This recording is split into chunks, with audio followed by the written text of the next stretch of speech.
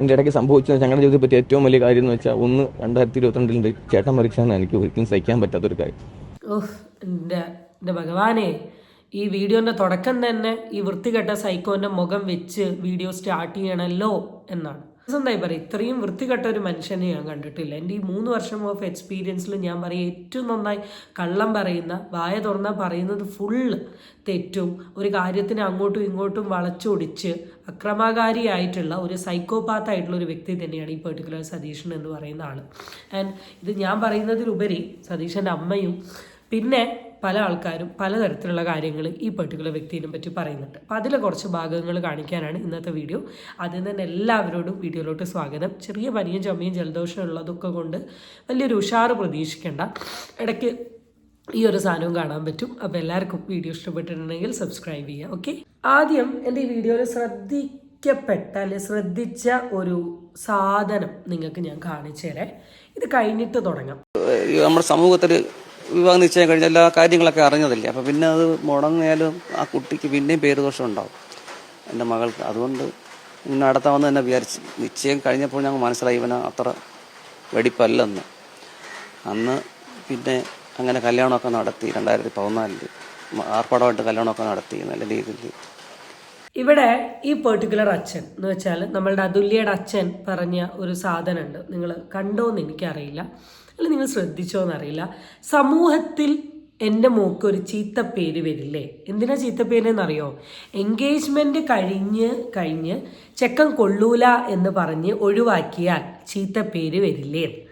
അതുകൊണ്ട് എന്ന് വെച്ചാൽ ഇവരുടെ അറേഞ്ച് മാരേജ് ആണ്. ഈ പെൺകുട്ടീനെ കണ്ടിഷ്ടപ്പെട്ടിട്ട് ഈ ചെക്കൻ്റെ വീട്ടുകാരെ വിട്ട് ചോദിപ്പിച്ചതാണ്. അങ്ങനെ എൻഗേജ്മെൻറ്റ് മുമ്പ് വരെ ഇവർക്ക് അറിയില്ല ചെക്കൻ്റെ സ്വഭാവം ഒന്നും. നമുക്കിപ്പോൾ 1 ദിവസം 2 ദിവസം കൊണ്ടൊന്നും ഒരു ചെക്കൻ്റെ സ്വഭാവം മനസ്സിലായല്ലോ. എൻഗേജ്മെൻറ്റ് കഴിഞ്ഞതിന് ശേഷം അവർക്ക് മനസ്സിലായി ഇവൻ്റെ സ്വഭാവം അത്ര പെർഫെക്റ്റ് ആയിട്ടുള്ള ഒരാളല്ല എന്നുള്ളത്. അപ്പോൾ ഇവനെ ഒഴിവാക്കണം എന്നൊരു പ്ലാനിങ്ങിലോട്ട് എത്തി. പക്ഷേ ലേറ്റർ ഓൺ അവർക്ക് മനസ്സിലായ ഒരു കാര്യമാണ്, ഇവനെ ഒഴിവാക്കിയാൽ സമൂഹത്തിലുള്ള ആൾക്കാരുടെ മുമ്പിൽ എൻഗേജ്മെൻറ്റ് കഴിഞ്ഞ ഒരു പെണ്ണ് ഒഴിവാക്കിയാൽ നാണക്കേടാണല്ലോ, അതിൻ്റെ പേരിലാണ് ഞാൻ കെട്ടിച്ചതെന്ന്. ഇതാണ് ഏറ്റവും വലിയ മണ്ടത്തരം. നാട്ടുകാരെ സർട്ടിഫിക്കറ്റിലാണോ നിങ്ങളുടെ മോളും നിങ്ങളും ജീവിക്കുന്നത്? നാട്ടുകാരൊപ്പിട്ട സർട്ടിഫിക്കറ്റിലാണ് ഇന്ന് നിങ്ങൾ ജീവിക്കുന്നത്? ഇന്ന് ഈ നാട്ടുകാർ കടന്ന് കരയുന്നുണ്ടോ നിങ്ങളുടെ മോള് മരിച്ചതിന്? നിങ്ങളല്ലേ കടന്ന് കരയുന്നുള്ളൂ? ഈ ഒരു ചിന്ത എന്ന് ഈ ലോകത്തുള്ള ഈ 90s ടീം, ഞാൻ 90s ആണ്, എൻ്റെയൊക്കെ അച്ഛനും അമ്മയും ജനറേഷനിൽ നിൽക്കുന്ന ആൾക്കാർ മാറുന്നു, അന്നേ നിങ്ങളുടെ മക്കൾക്കൊക്കെ ഒന്ന് സ്വാതന്ത്ര്യത്തോടു കൂടി ഈ ലോകത്ത് ജീവിക്കാൻ സാധിക്കും. സത്യസന്ധമായി പറയാം, നമ്മളൊരു വ്യക്തിനെ ഫസ്റ്റ് ഡേ കാണുമ്പോൾ തന്നെ നമുക്ക് മനസ്സിലാവണമെന്നില്ല. ലേറ്റർ ഓൺ നമുക്ക് മനസ്സിലാവുകയാണ് അയാൾ നല്ലൊരു വ്യക്തിയല്ല, അല്ലൊരു ടോക്സിക് ആയിട്ടുള്ള വ്യക്തിയാണെന്ന് മനസ്സിലായിട്ടുണ്ടെങ്കിൽ 100% അയാൾ എന്താക്കണം? ഒഴിവാക്കണം. അതിനെന്താണ് പ്രശ്നം? സെപ്പറേറ്റഡ് ആയിട്ടുള്ള ആൾക്കാരൊന്നും ഈ ലോകത്ത് ജീവിക്കുന്നില്ലേ? കെട്ടിയിട്ടുള്ള ഒരുത്തനെ മാത്രമേ ജീവിക്കാൻ പറ്റൂ എന്ന് എഴുതി വെച്ചിട്ടുണ്ടോ? എന്ത് വലിയ ബുൾഷിറ്റ് ഡയലോഗാണ് പറയുന്നത്. ഈ പുള്ളിൻ്റെ ഈ ഒരൊറ്റ ആറ്റിറ്റ്യൂഡ് കൊണ്ടായിരിക്കും ആ കുട്ടി മരിച്ചിട്ടുള്ളത്. ഞാൻ എൻ്റെ വീഡിയോയിൽ വ്യക്തമായി പറഞ്ഞതാണ്, ഈ കുട്ടീൻ്റെ മരണം സംഭവിക്കാനുള്ള ഏറ്റവും വലിയ കാരണം എന്ന് പറഞ്ഞാൽ ഈ അമ്മയും അച്ഛനും തന്നെയാണെന്ന്. ഇൻഡയറക്ട്ലി ഈ പെൺകുട്ടി ഇങ്ങനെയൊക്കെ പ്രശ്നത്തിൽ കൂടെ കടന്നു പോകുന്നതാണെന്ന് അറിഞ്ഞിട്ട് അവൻ്റെ അടുത്ത് നിന്ന് ആ പെൺകുട്ടീനെ രക്ഷിക്കാൻ നിങ്ങൾക്ക് തോന്നിയില്ല. അന്ന് എൻഗേജ്മെൻറ്റ് കഴിഞ്ഞ് ചിലപ്പോൾ അവൾ വീട്ടിൽ വന്ന് പറഞ്ഞിട്ടുണ്ടാവും, അച്ഛാ നമ്മൾ ഉദ്ദേശിക്കുന്ന പോലെയല്ല സതീഷിന്. അന്ന് നിങ്ങൾ ഇതേ ഡയലോഗാണ് പറഞ്ഞേ, നാട്ടുകാരറിഞ്ഞാൽ മോശമല്ലേ, എൻഗേജ്മെൻറ്റ് കഴിഞ്ഞതല്ലേ, നിനക്ക് വേറൊരാളെ കിട്ടുമോ എന്ന് പറഞ്ഞ് പിടിച്ചു നിർത്തി ആ പെൺകുട്ടീൻ്റെ ജീവിതം നശിപ്പിച്ചില്ലേ? അച്ഛനും അമ്മ എന്ന് പറയുന്നത് മക്കളെ വളർത്തുന്നതിൻ്റെ കൂട്ടത്തിൽ തന്നെ മക്കളെ മനസ്സിലാക്കാനുള്ളൊരു കഴിവ് വേണം. സ്വന്തം മോളൊരു ഡേഞ്ചർ സിറ്റുവേഷനിലാവുമ്പോഴേ പറയൂ. നിങ്ങൾ വീണ്ടും ഈ വീഡിയോ കാണുന്ന പാരൻസിനോട് എനിക്ക് പറയാനുള്ളത്, മക്കൾ ഒരു പ്രശ്നം അനുഭവിച്ച് അതിൻ്റെ എക്സ്ട്രീം ലെവലിൽ എത്താണ്ട് ഒരിക്കലും നിങ്ങളെടുത്ത് വന്ന് പറയില്ല. ദയവ് ചെയ്ത് നിങ്ങളത് സില്ലിയാക്കി എടുക്കല്ലേ. സമൂഹത്തിന്റെ പേരും പറഞ്ഞ് കൊച്ചിനെ കൊണ്ടുപോയി കുഴിയിലോട്ട് ഇട്ടേക്ക്. കല്യാണ പന്തലിൽ ഇവൻ മദ്യപിച്ചിട്ടാണ് വന്നത്. കല്യാണം അയ്യൻകോയിക്കൽ ധർമ്മശാസ്ത്ര ക്ഷേത്രത്തിൽ വെച്ചായിരുന്നു. കാരണം അവിടെ നിന്ന് വിവാഹ പാർട്ടി വരാൻ ആ വാഹനം ലേറ്റായി, മുഹൂർത്തം അടുത്ത ജസ്റ്റ് മൂമെന്റിലാണ് എത്തിയത്. അപ്പോൾ ഞാൻ അത് അന്വേഷിച്ചപ്പോൾ അന്നേരം നമ്മൾ അറിയുന്നില്ലല്ലോ. ഞാൻ അന്ന് അന്വേഷിച്ചപ്പോൾ ഇവർ വരനും കൂട്ടനും അവിടെ ബാറിലെവിടെ കയറിയിട്ടാണ് വന്നത്. മറ്റേ വണ്ടിയുടെ കൂടെ നിന്ന് ഡിവേർട്ട് ചെയ്തിട്ട് ബാറിലങ്ങോട്ട് പോയി കഴിച്ചിട്ടാണ് വന്നത്. പിന്നീടാണ് എനിക്ക് മനസ്സിലായി, ഇവൻ്റെ മുഖം നോക്കിയപ്പോൾ എനിക്ക് മനസ്സിലായി പതറമണത്തിരിക്കുമ്പോഴും മദ്യപിച്ചിട്ടായിരിക്കുന്നത്. അവൻ്റെ ജ്യേഷ്ഠനുണ്ടായിരുന്നു, അയാൾ നല്ലപോലെ മദ്യപിച്ചിട്ടാണ് നിൽക്കുന്നത്, ഞാൻ കണ്ടു. ഇവരൊക്കെ നല്ല രീതിയിലുള്ള മദ്യപാനികളാണെന്ന് അറിയാം. ആലോചിക്കുക, ഈ അച്ഛൻ ഇത്രത്തോളം ഇറസ്പോൺസിബിൾ ആയിപ്പോയല്ലോ എന്ന്. ആദ്യം തന്നെ പുള്ളി ചെയ്ത ഏറ്റവും വലിയ തെറ്റാണ് 18 വയസ്സ് കഴിഞ്ഞപ്പോൾ ഈ പെണ്ണിനെ പിടിച്ച് കെട്ടിച്ചത്. അത് ഏറ്റവും വലിയ തെറ്റാണ്. അവൾക്കൊരു പക്വത എത്താണ്ട് അവളുടെ വിദ്യാഭ്യാസം കംപ്ലീറ്റ് ചെയ്യാണ്ട് ഒരു ജോലിക്ക് കയറുന്നതിന് മുമ്പ് നിങ്ങൾ കൊണ്ടുപോയി കെട്ടിച്ചു. അതവിടെ കിടക്കട്ടെ, ഒന്നും പറയുന്നില്ല. അതിൻ്റെ ഇടയിൽ കല്യാണ പന്തലിൽ എത്തേണ്ട ടൈമിൽ എത്താണ്ട് ഇവ ലേറ്റായി വന്നു. അതിന് കാരണം എന്താ? മദ്യപിച്ചാണ് കയറിയത്. അപ്പോൾ ഒന്ന് ആലോചിച്ചൂടെ? കോമൺ സെൻസിൽ ആലോചിച്ചൂടെ? വീണ്ടും വീണ്ടും വീഡിയോ കാണുന്ന നിങ്ങളോട് മദ്യം എന്ന് പറഞ്ഞാൽ എന്തോ അടിപൊളി സെറ്റപ്പ് സാധനമാണ് നിങ്ങൾ വിചാരിക്കല്ലേ. അധികമായാൽ അമൃതും വിഷമാണ്. മദ്യം is also A kind of drugs. അത് അൺകൺട്രോൾഡ് ആയി ഉപയോഗിച്ചിട്ടുണ്ടെങ്കിൽ അത് അവൻ്റെ ബ്രെയിനിനെ ബാധിക്കും, അവൻ്റെ ലിവറിനെ ബാധിക്കും. അവൻ ആൽക്കഹോളിക് കാർഡിയോമയോപ്പതി എന്ന് പറഞ്ഞ അറ്റാക്ക് വരും. മസിലിനെ ബാധിച്ചിട്ടുണ്ട് ആൽക്കഹോൾ മസിൽ ഹെപ്പറ്റൈറ്റിസ് എന്ന് പറയുന്ന രോഗം വരും. ഇങ്ങനെ ഒരുപാട് രോഗങ്ങൾ വരുന്ന ഒരു സാധനമാണ്. ഒരാളുടെ പൈസ കളയുന്ന ഒരു സാധനമാണ്. സമൂഹത്തിൽ വിലയില്ലാത്ത ഒരു സാധനമാണ്. ജോലിയിൽ പ്രശ്നം വരും. അവന് ലൈംഗികപരമായി അവനെ ബാധിക്കും. അവൻ്റെ കുട്ടിക്ക് തലമുറ വരെ കൈമാറ്റം ചെയ്യുന്ന ഒരു രോഗമാണ് ADS എന്ന് പറയുന്നത്. ഇങ്ങനെ ഒരുപാട് സാധനങ്ങൾ ഈ മദ്യത്തിനുണ്ട്. നിങ്ങളുടെ വിചാരം എന്താണ്? ഇത് സർക്കാർ വിൽക്കുന്നതുകൊണ്ട് ഓക്കെയാണ്, കഞ്ചാവ് MDMA പ്രശ്നമെന്ന്. അധികമായാൽ അമൃതം വിഷം പോലെ മദ്യവും ഒരു വിഷമായിട്ടുള്ള ഒരു സാധനമാണ്. അത് ഇനിയെങ്കിലും നിങ്ങളൊന്ന് മനസ്സിലാക്ക്. ആൻഡ് ഈ അഡിക്റ്റ് എന്ന് പറഞ്ഞാൽ എല്ലാ ദിവസവും രാവിലെ തൊട്ട് വൈകുന്നേരം വരെ കുടിച്ച് ഈ TV കാണുന്ന പോലെ കഞ്ഞിക്കലവും ചെമ്പും വലിച്ചെറിയുന്ന ആൾക്കാരല്ല അഡിക്റ്റ്. ഈ ബേസിക് ആയിട്ട് ഇതിനെക്കുറിച്ച് ഒരു നോളജും ഇല്ലാത്ത ആൾക്കാരാണ്. കൺട്രോൾ ചെയ്ത് കുടിക്കാൻ പറ്റാത്ത ആൾക്കാർ, അല്ലെങ്കിൽ കുടിച്ചാൽ നിയന്ത്രണമില്ലാത്ത ആൾക്കാരൊക്കെയാണ് നമ്മൾ അഡിക്റ്റ് എന്ന് പറയുന്നത്. ഇതൊന്നും അറിയാണ്ട് മദ്യമല്ലേ അന്ന് അടിച്ചു വന്നതല്ലേ എന്ന് പറഞ്ഞാൽ പെണ്ണിനെ കെട്ടിച്ചു വിട്ടു. He is completely an alcoholic. അതുകൊണ്ടാണ് പുള്ളി ആ ഡേ വരെ 2 എണ്ണം അടിച്ച് കയറിയിട്ടുള്ളത്, അല്ലെ വരാൻ ലേറ്റ് ആയിട്ടുള്ളത്. ആ പോയിന്റിൽ നിങ്ങൾ ആ കല്യാണം വേണ്ടാന്ന് വെച്ചിട്ടുണ്ടെങ്കിൽ ഒരു കുഴപ്പമില്ല. നോ പറയുന്നതിന് വാട്ട് ഈസ് ദ പ്രോബ്ലം? ആളുടെ സ്വഭാവം കൊള്ളൂല, അല്ലെ ആളും ഞാനും അഡ്ജസ്റ്റ്മെന്റ് അല്ല എന്ന് പറഞ്ഞ് സെപ്പറേറ്റ് ആവുന്നത് is not a big deal. This is 2025. ഞാനതാ പറഞ്ഞത്, ഇങ്ങനത്തെ ഇടുങ്ങിയ ചിന്താഗതിയുള്ള പാരൻസ് ആണ് നിങ്ങൾക്കുള്ളതെങ്കിൽ നിങ്ങളെങ്കിലും കുറച്ചും കൂടെ പ്രാക്ടിക്കൽ ആവാൻ ശ്രമിക്കുക. അതുല്യ എന്ന് പറയുന്ന കുട്ടി പ്രാക്ടിക്കൽ ആയിരുന്നെങ്കിൽ അവൾക്ക് ഒരിക്കലും അവളുടെ ജീവിതം നഷ്ടപ്പെടില്ലായിരുന്നു. അവൾക്ക് അവിടെ നിന്ന് ഇറങ്ങി വന്ന് അവൾക്ക് എന്തെങ്കിലും ഒരു കോഴ്സ് പഠിക്കുക, അല്ലെങ്കിൽ എന്തെങ്കിലും ഒരു ജോലിക്ക് കയറുക, ജോലി ചെയ്തുകൊണ്ട് കോഴ്സ് പഠിച്ച് നല്ലൊരു സ്ഥലത്ത് കയറി കുറച്ചും കൂടെ സെറ്റപ്പുള്ള ഒരു ജോബിലൊക്കെ കയറിയിട്ടുണ്ടെങ്കിൽ she can get married. Or ഒറ്റയ്ക്ക് സോളോ ആയിട്ട് ജീവിക്കാം. എന്തൊക്കെ കാര്യങ്ങൾ ചെയ്യാം. സോളോ ആയി ജീവിക്കുന്ന എത്ര ആൾക്കാരുണ്ട്, സിംഗിൾ മദർ എത്ര ആൾക്കാരുണ്ട്. ആ ഒരു ലോകത്താണ് you are spoiling your life. Why I reacted this video? ഈ പനിയും എല്ലാം വെച്ച് ഞാനിത് റിയാക്ട് ചെയ്യാനുള്ള reason only because of this. ഈ പർട്ടിക്കുലർ വ്യക്തിയുടെ ഈ ഓഡിയോ കേട്ടുകൊണ്ട് മാത്രം. ഈ വീഡിയോയിൽ തന്നെ ഈ അച്ഛൻ വളരെ വ്യക്തമായിട്ട് പറയുന്ന ഒരു കാര്യമാണ്, ഈ പുള്ളിക്കാരൻ്റെ എല്ലാ തോന്നിവാസത്തിനും സപ്പോർട്ട് ചെയ്യുന്ന ഏട്ടനാണ്. അപ്പോൾ ആ വീഡിയോയുടെ തുടക്കത്തിൽ പുള്ളി പറഞ്ഞൊരു കാര്യം ഞാൻ ഒന്നുകൂടെ വെച്ച് തരാം. എൻ്റെ ഇടയ്ക്ക് സംഭവിച്ചത് ഞങ്ങളുടെ ജീവിതത്തിൽ പറ്റിയ ഏറ്റവും വലിയ കാര്യം എന്ന് വെച്ചാൽ 2022 ചേട്ടൻ മരിച്ചാണ് എനിക്ക് ഒരിക്കലും സഹിക്കാൻ പറ്റാത്തൊരു കാര്യം. ശരിക്കും അന്വേഷിച്ച് നോക്കണം ഈ ഏട്ടൻ എങ്ങനെയാണ് മരിച്ചതെന്ന്, എന്ത് കാരണത്താലാന്നുള്ളത്. ഇനി ലിവർ സിറോസിസ് വന്നിട്ടാണോ എന്ന് പറയാൻ പറ്റില്ലല്ലോ, അല്ലെങ്കിൽ പുള്ളിയുടെ ഫാമിലിയിൽ ആൽക്കഹോളിൻ്റെ ഹിസ്റ്ററി ഉണ്ടോ, ഇങ്ങനെ കുറേ കാര്യങ്ങൾ ഇതിൽ മനസ്സിലാക്കാനുണ്ട്.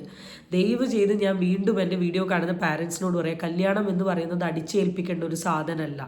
നിങ്ങളുടെ മക്കൾ ഓക്കെ ആണെങ്കിൽ മാത്രം നിങ്ങൾ എന്ത് ചെയ്യുക, കല്യാണം കഴിപ്പിച്ച് വിടുക. വെറുതെ നിങ്ങൾ അവരുടെ മരണത്തോടു കൂടി എൻ്റെ ഒരു വിശ്വാസപ്രകാരം ഒരു അച്ഛനെയും അമ്മേനെയും സംബന്ധിച്ച് ഏറ്റവും വലിയ സങ്കടം എന്താ അറിയോ, അവർ ജീവിച്ചിരിക്കെ അവരുടെ മക്കൾ മരിച്ചു പോകുന്നൊരു സിറ്റുവേഷനാണ്. അത് കാണുന്നൊരു ഗതികേടിലോട്ട് പോകാണ്ട് നിൽക്കാൻ വേണ്ടിയെങ്കിലും നിങ്ങൾ കുറച്ചും കൂടെ. ഇനി സതീശൻ അമ്മേൻ്റെ കുറച്ച് ഓഡിയോസ് കാര്യങ്ങളുണ്ട്. നമ്മൾ മോനോട് ഇപ്പോൾ സംസാരിച്ചിട്ട് 3.5-4 കൊല്ലത്തോളമായി. പൈസയൊക്കെ അയച്ചു തരാറുണ്ടോ? എനിക്കോ? അല്ല, സംസാരിക്കത്തില്ല, പൈസയൊക്കെ അയച്ചു തരുമോ? അത് നമുക്ക് അറിയണം, അതുകൊണ്ടാണ്. എനിക്ക് പൈസ എന്ന് വെച്ചാലില്ല. എനിക്ക് അവര് പൈസ അയച്ചു തന്നില്ലെങ്കിലും വേണ്ടി സംസാരിച്ചാൽ മതിയായിരുന്നു. സംസാരിക്കാറുമില്ല. അമ്മ മുൻകൈ എടുത്ത് നടത്തിയ കല്യാണമായിരുന്നു ഇത്. അമ്മ മുൻകൈ എടുത്തൊന്നും നടത്തിയതല്ല. അവര് ഭാര്യയും ഭർത്താവൂടെ അമ്പലത്തിൽ വലിയനടയിൽ പോയി താലപ്പൊലിക്ക് കണ്ട് ഇഷ്ടപ്പെട്ട് അവര് തങ്ങളിൽ അങ്ങോട്ടും ഇങ്ങോട്ടും പറഞ്ഞ്, വീട്ടുകാരുടെ പറഞ്ഞ്, എൻ്റെ അടുക്കലും വന്ന് പറഞ്ഞ്. അന്നേരം ഞാനും പറഞ്ഞതാ നമുക്ക് ഈ ബന്ധം വേണ്ട എന്ന് മോൻ്റെ അടുക്ക പറഞ്ഞതാ. അന്നേരമൊക്കെ അത് കേൾക്കാതെ അവൻ അത് മതിയെന്നും പറഞ്ഞും കൊണ്ടാണ് അവർ നടത്തിയത്. ഇവിടെ നിങ്ങളിപ്പോൾ ചോദിക്കുന്ന ഒരു കാര്യമായിരിക്കും, ആ പെൺകുട്ടിയും അറിഞ്ഞിട്ടാണല്ലോ ഈ കല്യാണം നടന്നത്. ഇനി ആ പെൺകുട്ടി അറിഞ്ഞാലും അറിഞ്ഞില്ലെങ്കിലും 18 വയസ്സുള്ളൊരു പെൺകുട്ടിയാണ്. 18 വയസ്സുള്ള പെൺകുട്ടിയുടെ മെച്യൂരിറ്റി എന്താണെന്നുള്ളത് എനിക്ക് മനസ്സിലാവും. കാരണം ഞാൻ ആ സ്റ്റേജിൽ കൂടെ കടന്നു പോയതാണ്. ആ ഒരു 18 വയസ്സ് അല്ലെങ്കിൽ 20-23 ഈ ഒരു പ്രായം എന്നൊക്കെ പറഞ്ഞാൽ കല്യാണം കഴിക്കാം, കല്യാണം കഴിച്ചാൽ എന്താ, കല്യാണം എന്ന് പറഞ്ഞാൽ അയ്യോ ഹസ്ബൻഡിൻ്റെ കൂടെയുള്ള കറക്കം, ട്രിപ്പ്, ട്രാവൽ, ഫോട്ടോ, ഇങ്ങനെയൊക്കെ ഒരു കോൺസെപ്റ്റ് മാത്രമേ നമ്മുടെ മനസ്സിലുണ്ടാവും. അതിൻ്റെ സീരിയസ്നെസ് ഒന്നും മനസ്സിലാക്കാനുള്ള ഒരു പ്രായമായിട്ടുണ്ടാവില്ല. ഈ പെൺകുട്ടീനെ സംബന്ധിച്ച് ചിലപ്പോൾ ഒരു ചെക്കൻ വന്ന് കാണുന്നതും ഇഷ്ടപ്പെടുന്നതും അതൊരു ആലോചനയിലോട്ട് പോയ സമയം ചിലപ്പോൾ അവർ സൈഡിൽ നിന്ന് ഓക്കെ പറഞ്ഞതായിരിക്കും. ഈവൺ അവരുടെ വീട്ടുകാർ വരെ എന്ത് ചെയ്തിട്ടുണ്ട്, ഈ ഒരു സാധനത്തിന് ഓക്കെ പറഞ്ഞിട്ടുണ്ട്. പിന്നെ പെൺകുട്ടി ഇത് പറയേണ്ട ആവശ്യമില്ലല്ലോ. പിന്നെ ഈ അമ്മയായിട്ട് പോലും ബന്ധമല്ല. ആർക്കാ സ്വന്തം അമ്മേനോടും അച്ഛനും ബന്ധം വെക്കാണ്ടിരിക്കാൻ തോന്നുക? അങ്ങനെ ഒരു വ്യക്തിക്ക് തോന്നുന്നുണ്ടെങ്കിൽ തന്നെ അവൻ്റെ ഏകദേശം ഒരു സ്വഭാവം മനസ്സിലായിക്കൂടെ? ഞങ്ങളെല്ലാം ചേർന്നാ കല്യാണം നടത്തിയത്. അമ്മ പുറകെ ഫോൺ ചെയ്തു. അങ്ങനെ ആണ് പിന്നെ അവര് പറ്റത്തില്ല എന്ന് പറഞ്ഞപ്പോൾ അവര് പറ്റത്തില്ല എന്നൊന്നും ഞങ്ങളുടെ അടുക്ക പറഞ്ഞിട്ടില്ല. അവർ ഒരിക്കലും പറഞ്ഞിട്ടില്ല പറ്റത്തില്ല എന്ന്. അങ്ങനെ പറ്റത്തില്ല എന്ന് പറയണമെന്നുണ്ടെങ്കിൽ എന്റെ മോന്റെ കൂടെ പറയണം. ഇവിടെ ഇങ്ങനെ പ്രകോപനമായിട്ടുള്ള കാര്യങ്ങൾ ഇവർക്ക് സംസാരിക്കുമ്പോൾ ഇവർക്ക് പിടിച്ചു നിൽക്കാൻ പറ്റത്തില്ല. പിന്നെ പോട്ടെ, അതുകൊണ്ട് ആവശ്യം പോട്ടെ.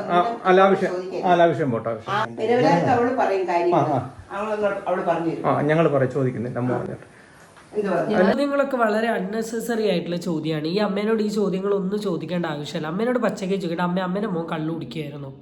ഏത് പ്രായം തൊട്ട് അമ്മയെ കള്ളു കുടിക്കുന്നുണ്ട്? കള്ളു കുടിച്ചിട്ട് അവൻ വീട്ടിൽ വന്ന് പ്രശ്നം ഉണ്ടാക്കുന്ന ഒരാളാണോ? അമ്മയും മോനും തമ്മിൽ എന്താ ഇത്രമാത്രം പ്രശ്നമായത്? അവൻ ഏതെങ്കിലും ഡി അഡിക്ഷൻ സെൻ്ററിൽ ട്രീറ്റ്മെൻറ്റ് എടുക്കുക? ഇതൊക്കെയാണ് ചോദിക്കേണ്ടത്. ഇതൊന്നും ചോദിക്കേണ്ട ആവശ്യമില്ല. അവരെന്തായാലും കുട്ടിയായി. പിന്നെ കല്യാണത്തിൻ്റെ ഈ ചരിത്രത്തിലോട്ട് പോകേണ്ട ആവശ്യമൊന്നുമില്ല.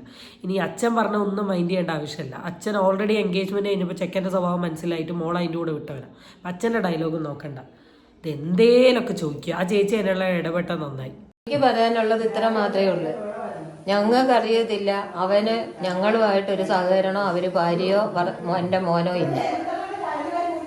എൻ്റെ മൂത്ത മോൻ മരിച്ച് ആ മരണത്തിന് പോലും അവനിവിടെ വന്നില്ല. പിന്നെ അവൻ്റെ അനിയത്തിയുടെ കല്യാണത്തിനായിട്ടാണ് അവൻ വന്നത്. അന്ന് ഇവിടെ വന്ന് കല്യാണം പറഞ്ഞ് അവർ പോയി. അങ്ങനെ ഉള്ള അമ്മയുടെ കാര്യങ്ങളൊക്കെ ആരാ നോക്കുന്നത്? ഇപ്പോൾ എൻ്റെ കാര്യങ്ങൾ ഞാൻ തന്നെ നോക്കും. വീട്ടുകാരായിട്ട് ഒരു ബന്ധമില്ലാത്തൊരു ചേട്ടനാണിത്. എന്തൊക്കെയായിരുന്നു, എൻ്റെ ഏട്ടൻ്റെ മരണമാണ് എനിക്ക് സഹിക്കാൻ പറ്റാത്തതെന്നാണ് പറഞ്ഞത്. പക്ഷെ ഈ അമ്മ പറയുന്നത് ഏട്ടൻ്റെ മരണത്തിന് ഇവൻ വീട്ടിൽ പോലും വന്നിട്ടില്ല എന്ന്. ഇതിപ്പം ശരിക്കും ഈ സതീശന് ഭ്രാന്തായെന്ന് തോന്നുന്നു. ബ്ലാക്ക് ഔട്ട് എന്ന് പറഞ്ഞൊരു സാധനമുണ്ട്. കുടിച്ചു കഴിഞ്ഞാൽ ചെയ്യുന്ന കാര്യങ്ങൾ പിറ്റേ ദിവസം ഓർമ്മയില്ലാത്തത്. ഇത് ഇവന് കുടിച്ച് നമ്മളുടെ തലച്ചോറിൻ്റെ ഫ്രണ്ടൽ ലോബിലുള്ള, അല്ലെങ്കിൽ നമ്മുടെ തലച്ചോറ് ഫുള്ള് പല ഭാഗങ്ങളുണ്ടല്ലോ, കോർഡിനേഷൻ, റിവാർഡ് എന്നൊക്കെ പറഞ്ഞ അതിൽ മെമ്മറി കംപ്ലീറ്റ് കട്ടാണ്. സാമ്പത്തികം എൻ്റെ ഭർത്താവ് എൻ്റെ പെൻഷനും കൊണ്ട് ഞാൻ ജീവിക്കുന്നു. മക്കള് തരാൻ എനിക്ക് മക്കള് തരണ്ടേ? ഇളയ മോൻ, എൻ്റെ മൂത്ത മോൻ മരിച്ചുപോയി. എൻ്റെ രണ്ടാമത്തെ മോനിപ്പോ ഇങ്ങനെ. പിന്നെന്തുവാ ഇനി നിങ്ങൾക്ക് അറിയണ്ടേ? എന്തുവാ അറിയണ്ടേ ഇനി? മരണപ്പെട്ടപ്പോഴും ഇവന്റെ ഭാര്യ ഇവിടുന്ന് അങ്ങോട്ട് ചെന്ന കാരണം അയാള് വന്നില്ല. മരണപ്പെട്ടിട്ട് നാട്ടിൽ വന്ന് അവരുടെ വീട്ടിലാ വന്നത്. എന്നിട്ട് അതും കഴിഞ്ഞതിന് ശേഷമാണ് ഒരാഴ്ച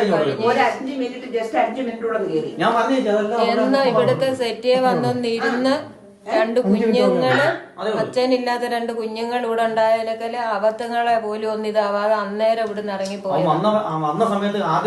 അല്ലാതെ ഞങ്ങള് കണ്ടിട്ടില്ല. അവരുടെ വീട്ടുകാർക്ക് 100% അറിവുള്ള കാര്യമാണ്. ഇവിടെ ഞങ്ങളുമായിട്ട് യാതൊരു ബന്ധവും ഇല്ലെന്നുള്ള കാര്യം അറിയാം. നേരെ വെളുത്തപ്പം തൊട്ട് തുടങ്ങിയതാ എനിക്ക്. അവിടെ ചേച്ചിയുമാണ്, അവിടെ എന്റെ ഭർത്താവിന്റെ അനിയനുമാണ്. എന്തോ വാർത്ത ഇതാക്കാനാ നിങ്ങളൊക്കെ ഇങ്ങനെ നടക്കുന്നേ?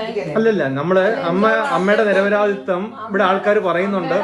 അത് അമ്മയുടെ ഒരു ഗതികേടാണ് ഞാൻ ആലോചിക്കുന്നത്. കാരണം ഇങ്ങനത്തെ ഒക്കെ ഒരു ജന്മം കൊടുക്കേണ്ടി വന്നല്ലോ. അപ്പം നമ്മൾ ജന്മം കൊടുക്കുന്നത് ഇങ്ങനെ പാഴ് ജന്മമാണെങ്കിൽ അമ്മേൻ്റെ ഈ വയസ്സായ പ്രായത്തിലും അമ്മ ഇങ്ങനെ കരയേണ്ടി വരും. എൻ്റെ ജീവിതത്തിൽ ഞാൻ ഈ ജോലിക്ക് കയറിയതിന് ശേഷം ഞാൻ ഏറ്റവും കൂടുതൽ കരഞ്ഞ്, അല്ലെങ്കിൽ നമ്മുടെ മുമ്പിൽ വന്ന് കൈ പിടിച്ച് കേണപേക്ഷിച്ച കുറേ മുഖങ്ങളെ ഞാൻ കണ്ടിട്ടുണ്ട്. ദയവ് ചെയ്ത് എൻ്റെ ഭർത്താവിന് തിരിച്ചു തരണേ, അല്ലെങ്കിൽ ചില അമ്മമാർ വരുന്ന സമയത്ത് എൻ്റെ മോനെ പൊന്നുപോലെ നോക്കണേ എന്നൊക്കെ പറഞ്ഞ് കരഞ്ഞ കുറേ മുഖങ്ങൾ, പോകുന്ന സമയം നമ്മളെ കെട്ടിപ്പിടിച്ച് സ്നേഹത്തോടു കൂടി പോകുന്ന കുറേ മുഖങ്ങൾ ഞാൻ കണ്ടിട്ടുണ്ട്. എന്നെ സംബന്ധിച്ച്, അല്ലെങ്കിൽ എൻ്റെ വിശ്വാസപ്രകാരം, ഒരു കുടിയൻ്റെ വീട്ടിൽ ഒരു കാലത്തും സമാധാനം ഉണ്ടാവില്ല. കുടിയൻ നല്ല ലഹരി ഉപയോഗിക്കുന്ന ഒരാളുടെ വീട്ടിൽ അവിടെ അമ്മയാണെങ്കിലും അച്ഛനാണെങ്കിലും പെങ്ങളാണെങ്കിലും ഇങ്ങനെ കരഞ്ഞ് എരിഞ്ഞ് ജീവിക്കും. എപ്പോഴും ഞാൻ എൻ്റെ പേഷ്യൻസിനോട് പറയുന്നൊരു കാര്യമുണ്ട്: ജീവിക്കുക, ജീവിക്കാൻ അനുവദിക്കുക. ഒരു ലഹരീൻ്റെ ഒരു ഇതിൽ നിങ്ങൾ കയറി പോയിട്ടുണ്ടെങ്കിൽ നിങ്ങൾ മര്യാദയ്ക്ക് ജീവിക്കുന്നുണ്ടോ? നിങ്ങളുടെ ജീവിതം മുഴുവൻ ലഹരീനെ ചുറ്റിപ്പറ്റിയിട്ടാണ്. നിങ്ങളുടെ ഈ അവസ്ഥയെക്കുറിച്ച് ആലോചിച്ച് കരയുന്ന എത്ര ആൾക്കാർ നിങ്ങളുടെ ചുറ്റും ഉണ്ടാവും? ചുരുക്കം ഒരു 20 പേര്, നിങ്ങളുടെ അച്ഛൻ, അമ്മ, ഭാര്യ, കുട്ടികൾ, സഹോദരങ്ങൾ, സൗഹൃദങ്ങൾ, നിങ്ങൾ ജോലി ചെയ്യുന്ന ജോലി സ്ഥലത്തുള്ള ആൾക്കാർ, ഇവർ ഇത്ര പേര് നിങ്ങളെക്കുറിച്ച് ആലോചിച്ച് കരയുക. ഈ സതീഷിനൊന്നും ഇതിനെക്കുറിച്ച് തിരിച്ചറിയാനുള്ളൊരു ബുദ്ധിയും ബോധവും വന്നിട്ടില്ല. ഏതെങ്കിലും ഒരു പോയിന്റിൽ അവന് വിവരം വരും. അന്ന് അവന് മനസ്സിലാവും ഈ അമ്മയുടെ കരച്ചിലും മരിച്ചുപോയ അതുല്യയുടെ അവസ്ഥയൊക്കെ. ഇപ്പോൾ അവൻ വേറെ ഏതോ ലോകത്ത് പോയിക്കൊണ്ട് നിൽക്കുക. ഒരിക്കലും കിട്ടാൻ പറ്റാത്ത പല സാധനങ്ങളാണ് നിങ്ങൾ ഓരോരുത്തരും കളയുന്നത് എന്നൊരു തിരിച്ചറിവ് നിങ്ങൾക്ക് ഇനിയെങ്കിലും വേണം. ഞാനിങ്ങനെ ലഹരിയായി ബന്ധപ്പെട്ടിട്ട് എന്ത് ന്യൂസ് ഞാൻ ടി വിയിൽ കാണുകയാണെങ്കിലും അല്ലെങ്കിൽ പത്രത്തിൽ വായിക്കുകയാണെങ്കിലും പിറ്റേ ദിവസം രാവിലെ ചെല്ലുമ്പം ആ ന്യൂസുമായി ബന്ധപ്പെട്ടിട്ടുള്ള കാര്യങ്ങൾ ഞാൻ എൻ്റെ ക്ലയൻസിനടുത്ത് ഞാൻ സംസാരിക്കലുണ്ട്. അവരും അറിയണം ഇതൊക്കെയാണ് ഇതിൻ്റെ ഒരു സൈഡ് എഫക്റ്റ് എന്നുള്ളത്. ഒരു എൻജോയ്മെൻറ്റിന് തുടങ്ങുന്നത് നിങ്ങളെല്ലാവരും. ഇതൊരു രസം തന്നെയാണ്. രസമായി ഉപയോഗിക്കുന്ന ആൾക്കാർക്ക് ഇതൊരു രസം തന്നെയാണ്. മാസങ്ങളോ അല്ലെങ്കിൽ 2, 3, 4, 5 മാസം കൂടുമ്പോഴോ അല്ല വർഷത്തിൽ ഒരു 5-6 തവണയൊക്കെ ഒരു പാർട്ടിക്കൊക്കെ പോകുമ്പോൾ 2 എണ്ണമൊക്കെ അടിക്കുന്നത് ഒരു രസമാണ്. പക്ഷെ അവനവൻ്റെ ജീവിതം തന്നെ കളഞ്ഞു കൊണ്ടിട്ട് ഇങ്ങനെ കുടുകുടാ കുടിക്കുന്ന ഒരവസ്ഥയിലോട്ട് എത്തുക എന്ന് പറഞ്ഞാൽ കംപ്ലീറ്റ് നഷ്ടപ്പെടുമോ? കൂടെ കുടിക്കുമ്പോഴേ ഭയങ്കര രസമാണ്. അത് പിന്നെ മാറി കുടുകുടാന്ന് പറഞ്ഞ് കുടിക്കുമ്പം അതിൻ്റെ ഒരു രീതി അങ്ങ് മാറി. സോ ദയവ് ചെയ്ത് നിങ്ങൾ നിങ്ങളുടെ ജീവിതം നശിപ്പിക്കാതിരിക്കാൻ ശ്രമിക്കുക. വീഡിയോ കാണുന്ന ലഹരിക്ക് അഡിക്റ്റ് ആയിട്ടുള്ള ആൾക്കാരോടൊക്കെ എനിക്ക് ചോദിക്കാനുള്ളൊരു ചോദ്യമാണ്. നിങ്ങൾ ഇത്രയും കാലം ഈ ലോകത്ത് ജീവിച്ചു, ഒരുപാട് അച്ചീവ്മെൻറ്റ്സ് നിങ്ങൾ നിങ്ങളുടെ ജീവിതത്തിൽ ഉണ്ടാക്കിയിട്ടുണ്ടാവും. What is one of the biggest life time achievement? ഞാൻ നിങ്ങളോട് ചോദിച്ചാൽ എന്ത് മറുപടിയാണ് നിങ്ങൾ എനിക്ക് തരിക?